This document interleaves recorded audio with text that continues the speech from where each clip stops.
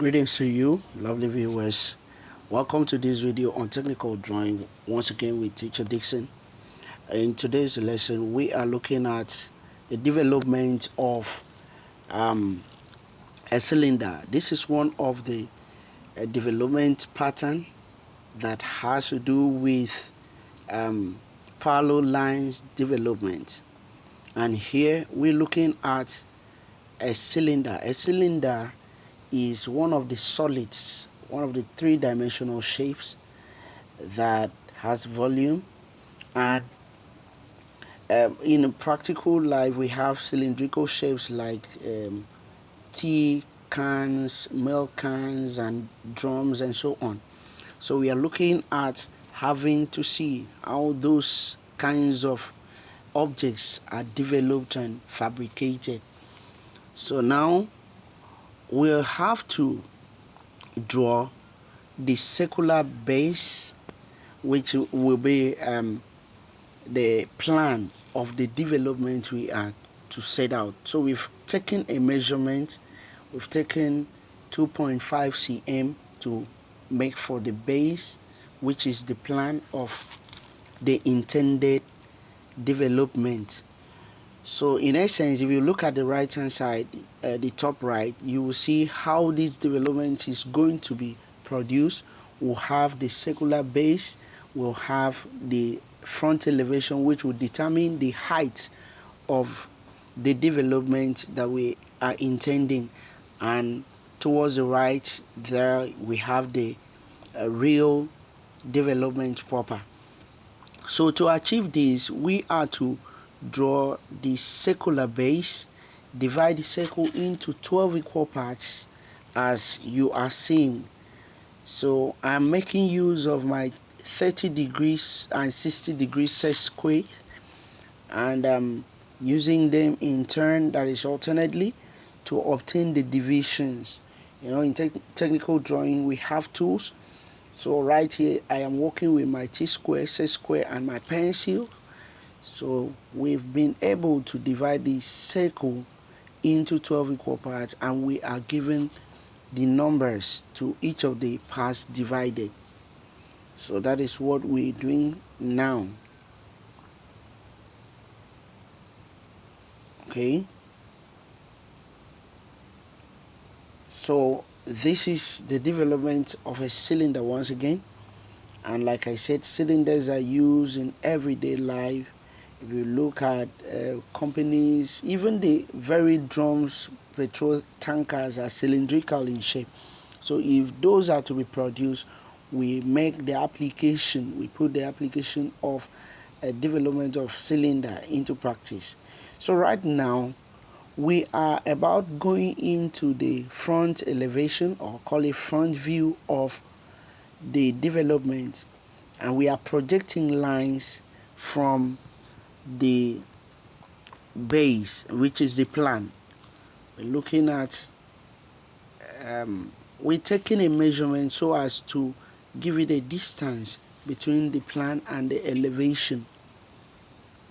Okay, after we might have gotten that, I think that's about 2 cm or thereabout. Now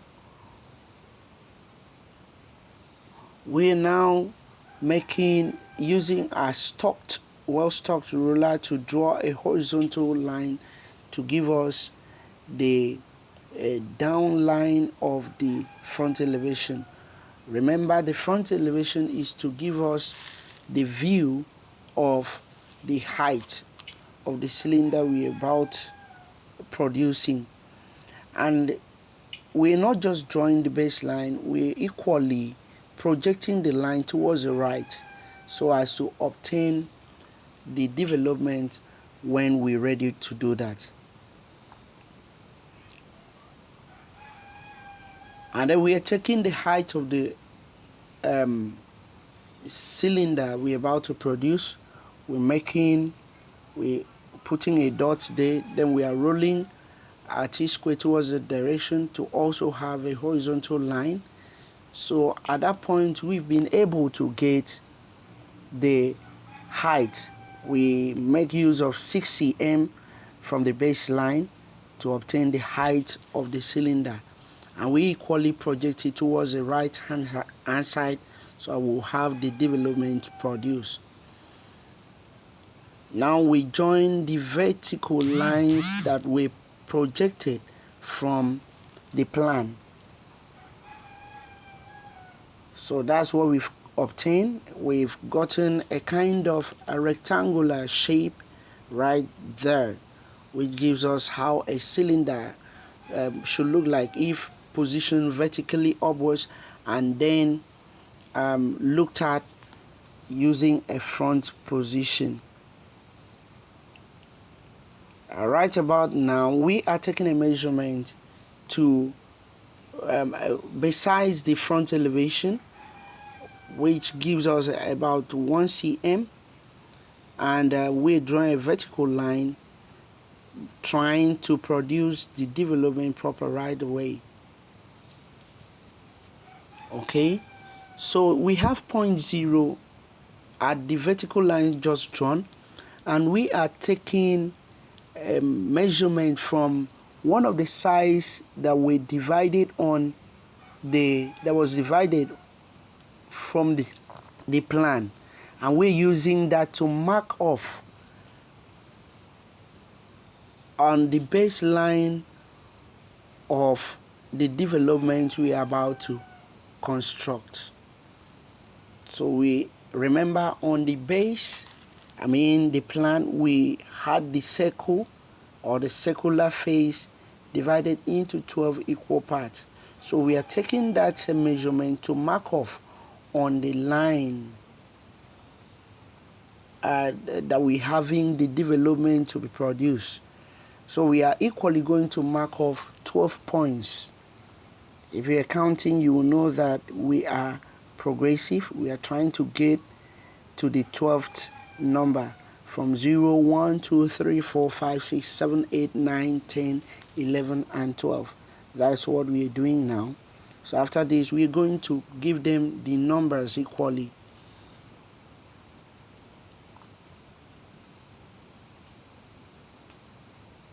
Alright, we've gotten to the 12th number, and we are giving them the number 1, 2, 3, 4, 5, 6, 7, 8, 9, and 10, and then 11 and 12. Alright, so we've attached numerics to each of the divisions.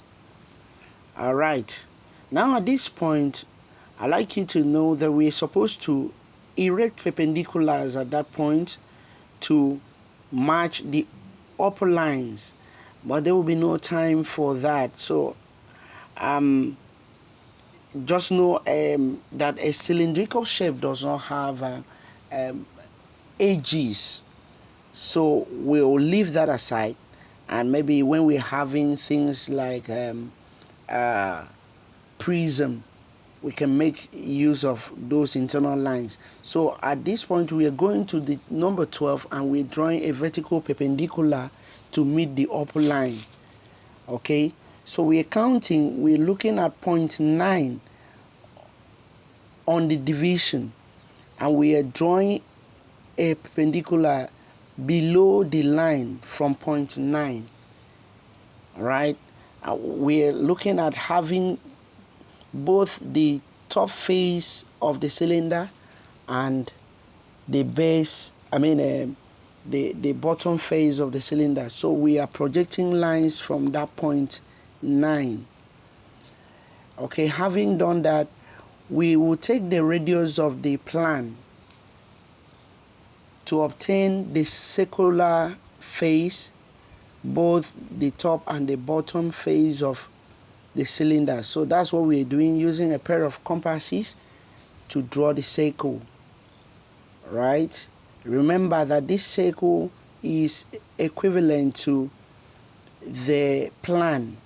The radius used here is the same thing as the radius of the plan. So we finish the bottom circular face. Now we're going for the upper one, which is the top face. So we are careful so that we will not have double lines and will not miss the point. Remember, in technical drawing, there is always need for accuracy. Alright, so we've obtained the development of a cylindrical shape. Now take a look at that. That's what we were asked to do. If you want to take a look at the object by the right top corner, you will see that it looks much like this. We are trying to thicken the line so as to obtain a perfect diagram.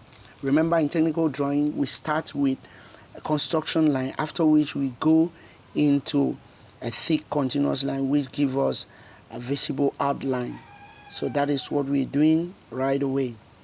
Now I would like you to take a look at this, practice it,